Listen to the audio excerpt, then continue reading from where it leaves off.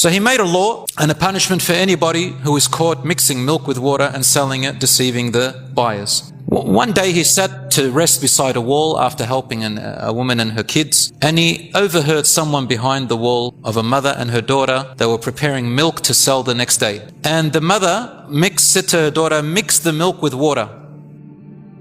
Shamefulness is to look at what is right and wrong and have integrity. Have integrity. You work at a place and you've got control over the cash register. Nobody's watching. You open the cash register.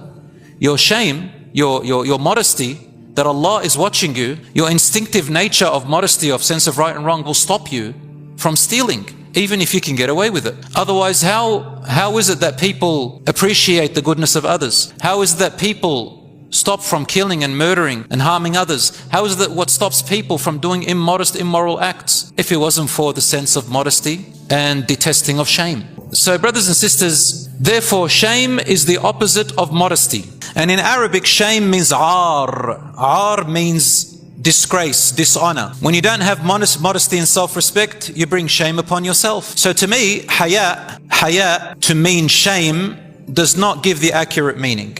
Shame carries the notion that you yourself are somehow bad, or that your body itself is shameful. When we cover ourselves, for example, we don't do it because of shame, but because of modesty. Covering because of shame gives the impression that my body, for example, itself is shameful or bad in some way. No, a Muslim doesn't do that because of that. Or if I do a bad deed, just thinking of shame, it can make me think that I am a bad person by nature and good for nothing, and there's no hope in me, for example. So for example, that boy that we saw stealing, the way we would approach him is saying, "Son, this is not your character. And you know, Allah is watching. You did the wrong thing." We see our children doing the wrong thing. We don't say, "You're bad. You're good for nothing. I don't know why I gave birth to you. You came out wrong. You're a mistake." No, you're an accident. We never say words like that to our children, because now we change them into they themselves are ashamed. No, we've got to separate the two. Haya means modesty. They're born with it. Then do the things that keep away shame and let them know that shame is not good. Covering your body is not about just for the sake of social norms or the cold or just for appearance. It's an act of modesty and piety when it is done in the way that is prescribed by Allah subhanahu wa ta'ala. We often say, for example, the person has no shame, or have you no shame, or shame on you. What we mean by that is that person has no moral conscience. He has no sense of care to be dishonorable. No consideration to right or wrong. I don't care. So what? Or whether he takes people's rights or whom he harms in the process or not. So long as his desires, feelings and wants are met, that's all that matters to this person. I do what I want and I don't care about anyone else. This is a person who is dead in their heart. There is no modesty in that person, and we need to help them ignite it. My brothers and sisters, at the time of Umar ibn al-Khattab radiallahu anhu, for example, he made a rule, a law. Umar ibn al-Khattab radiallahu anhu, he said, he found out that the people, the businessmen were selling milk mixed with water and tricking the people. They were fraudulent and charging people for what seemed to be pure milk, but it was mixed with water.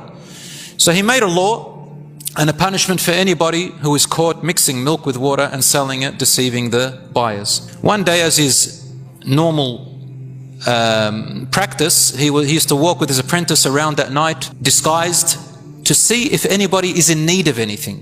Not to catch people, but to see if anyone's in need. Some people were embarrassed to come forth for help. One day he sat to rest beside a wall after helping a woman and her kids, and he overheard someone behind the wall of a mother and her daughter.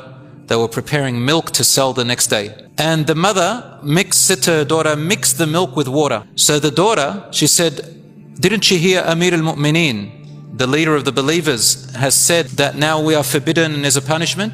And her mother said to her, "And where is Amir al-Mu'mineen to see us?" So the daughter says, "If Amir al-Mu'mineen cannot see us, can't Allah see us?" Sense of modesty and haya. Umar ibn al-Khattab radiallahu anhu went home, got his son, and he came back, knocked on their door, and said, "Excuse me, I am here. You are the people who I overheard before. Excuse me, forgive me. I didn't mean it." And the mother got scared. She said, "Wallahi, ya Amir al-Mu'mineen will never do it again." He said, "Don't worry, I'm not here to punish you, but I'm here to know about your daughter." He said, "What about my daughter?" He says, "She's an amazing person and I would like to propose."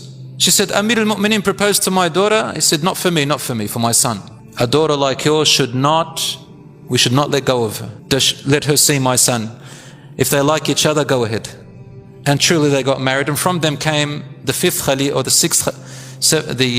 seventh Khalifa, or the eighth, Umar ibn Abdul Aziz radiallahu anhu. So that is haya. We have haya, modesty in front of Allah when you're alone. And that is the highest form. If no one sees me, I know that Allah sees me. We have to have haya in front of the angels. The angels watch us. And we have haya, modesty, with ourselves. Self-respect. So therefore a Muslim has modesty in three different circumstances: in front of Allah, the angels, and himself. Did you hear me say anything about people here? No. It's got nothing to do with people. People who don't believe in Allah, who don't believe in the hereafter, who don't believe in this unseen, which we Muslims believe in, will say, there's no point of shame. What do you want with people? You get nowhere in life. But we as Muslims, we have shame, we have modesty because Allah sees us. Because the angels are there, because of ourselves, because there is a hereafter coming, because we are created here in this world for a test. And a Muslim's morals and his character is based mostly on modesty and haya.